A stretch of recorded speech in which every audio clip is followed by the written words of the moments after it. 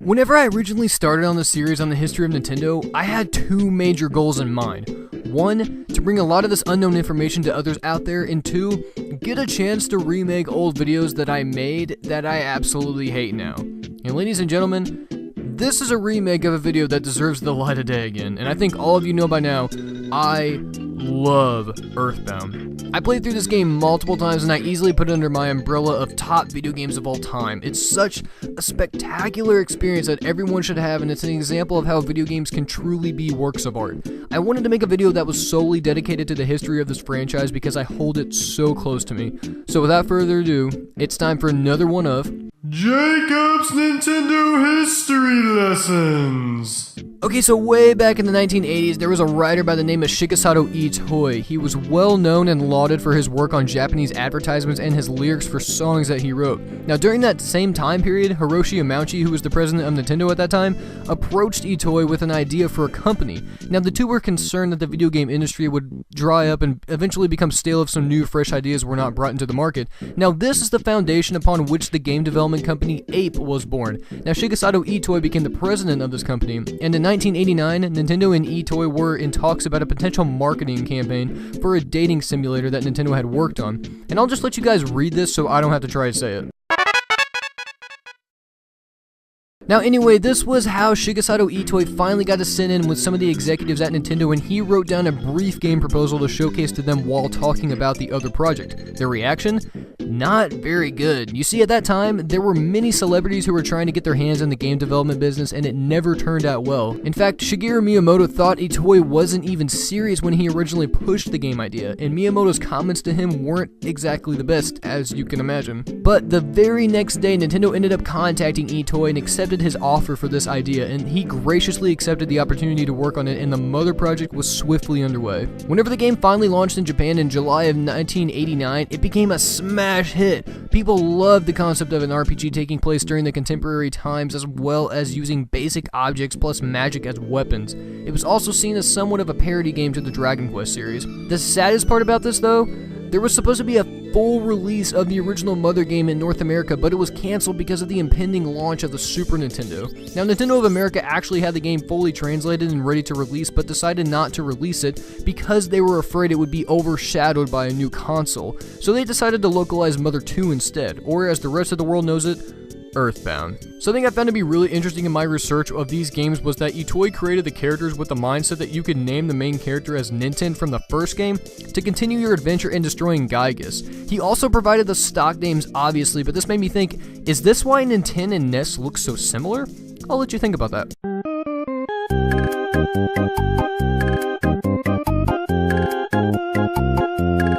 Now anyway, the development time for Earthbound was much longer than expected, and multiple times the game was on the verge of cancellation. The development team for this game was slightly different than the original game, and that seemed to cause some problems. And it wasn't until a producer by the name of Satoru Iwata joined the team that this game got back on track to completion. Kinda cool knowing the president of Nintendo today is one of the biggest reasons why Earthbound was completed. Ape and HAL Laboratory worked together seamlessly to craft this ingenious experience, and the game was eventually released 5 years later in 1994 for the Super Famicom.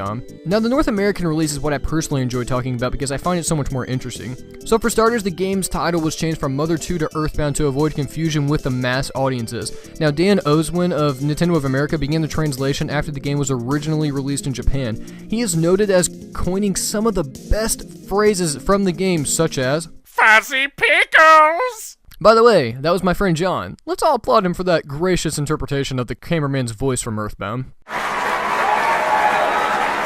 Oh! Thank you! So Oswin did about 10% of the translation, then Marcus Lindblom took over the project. He was tasked with translating the game from a different cultural standpoint. Now, the lead directors and producers wanted him to translate it from an outsider's view of the United States, and also wanted the script to be more American rather than a direct Japanese translation. Now, this is one reason why I find the game so interesting. It's rather fun to inflict some humor on what other people think of our culture here in America, and it's also fun to go back and look at a clear representation of the 1990s for the most part. He wanted to have some fun with the game while staying true to the original text written by Itoi, and I respect that. That must have been an extremely hard task to pull off, and random small changes were made to the game, like swapping a Coca-Cola logo, making this clothed and Magican, and taking off crosses on tombstones. Whoa, wait a minute, what?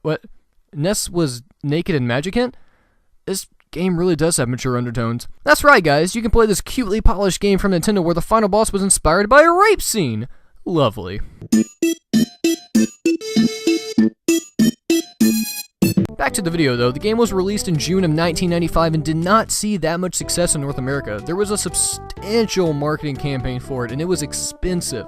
Since the game did not receive great sales and the Super Nintendo began to be phased out, this game sadly didn't receive a European release, but none of that matters now because you can play this game on the Wii U Virtual Console. Seriously though, if you haven't played it yet, quit watching the video and go play it. Then come back and watch the next part about Mother 3. We'll be waiting for you. So Mother 3 began development once again immediately after the release of Mother 2 in Japan. The developers were tasked with creating something that was larger in scale than Mother 2 and originally intended for the game to be on the Super Nintendo. They then figured with the Nintendo 64 on their horizon, they could do some pretty creative things with the game if they used that hardware. However, they experienced memory limitations with the Nintendo 64, so they moved the development cycle to the Nintendo 64 disk drive, which if you guys remember correctly, I covered that in a Nintendo history a while back. I'll just slip an annotation in here with some music and you guys can click on it.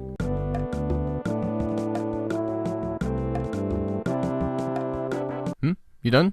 Alright, let's get back. So we all know the story. The Nintendo 64 disk drive was a commercial failure, yada yada, so the team switched the game back to the original 64 hardware and dealt with the technical limitations. There was actually a playable demo at Space World 1999, but since it was so poorly optimized, I don't believe it impressed too many people. Don't get me wrong, everyone still wanted this game to come out badly, but that demo just wasn't very good.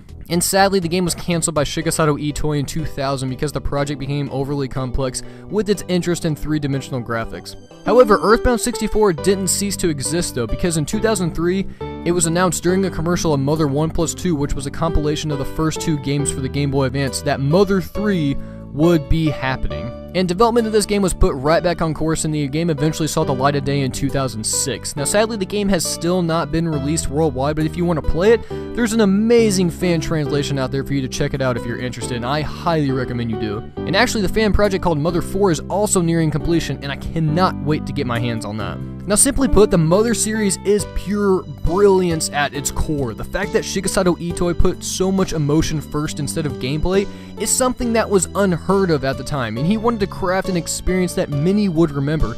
You can't tell me that you don't love the ending of Earthbound. You can't. The fact that there was so much attention to detail and development times put into these games is astonishing. They're not just games. They are story-driven, emotionally tearing understandings of human nature that go deep inside. Everything is built beautifully, from the environments to the music to the gameplay mechanics. And Shigesato Itoi set out to make a different RPG, and that's exactly what he achieved.